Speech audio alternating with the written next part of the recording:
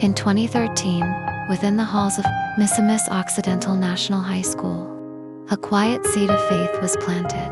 Mara was only a student then, young, uncertain, still learning life, when God sent a woman named Aid Pam to speak God's word, not with wealth, not with fame, but with a Bible in her hand and Christ burning in her heart. Mara slowly learned that salvation was not just a story, it was a calling.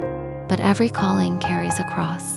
Persecution came like a storm without warning. Faith was tested by fire. Years passed. Mara entered Mindanao State University, graduated as cum laude, and became a university instructor. The classroom changed. The seasons changed. Life moved forward. But heaven never forgets the people it once used to lead us back to God. And so after 7 years, their paths met again.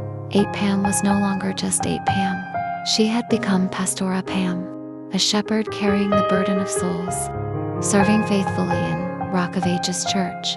And there, Mara remembered where her faith first began, walked away from the university halls, and chose a different calling, to serve beside her spiritual mother, as secretary, administrator. Still, the journey was not without pain. A family died, grief came heavily, faith was shaken once more. But through the darkness, Pastora Pam remained steady, a woman of prayer, a pillar of strength, a mother in the spirit. And by God's grace, Mara stood again, not because life became easy, but because God sent someone who stayed faithful through every season.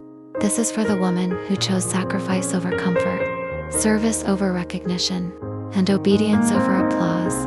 A woman gentle enough to nurture, yet strong enough to correct. To Pastora Pam, thank you for becoming an instrument of God's love, a mentor of faith, a spiritual mother, and a bondservant of Christ.